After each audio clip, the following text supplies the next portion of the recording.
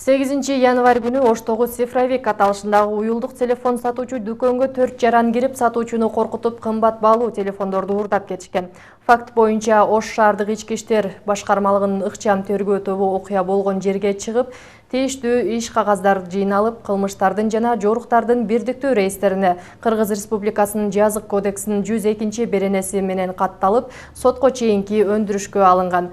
Бул окуя боюнча Ош шаардык ички иштер башкармалыгынын жетекчиси көзөмөлгө алып, ыкчам жүргүзүлгөн иш-аракеттердин натыйжасында криминалдык милиция кызматкерлери тарабынан кылмыштын изи суу электе кармалышкан. Натыйжада окуяга тиешеси бар деген шек менен Өзбекстан Республикасынын 4 жараны 1996 жылы, 2001, 2002, 1999 жылы туулган жарандар кармалган.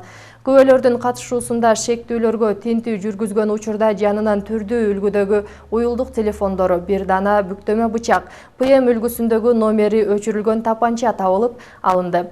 Буюмдарга тийиштүү экспертизалар дайындалды.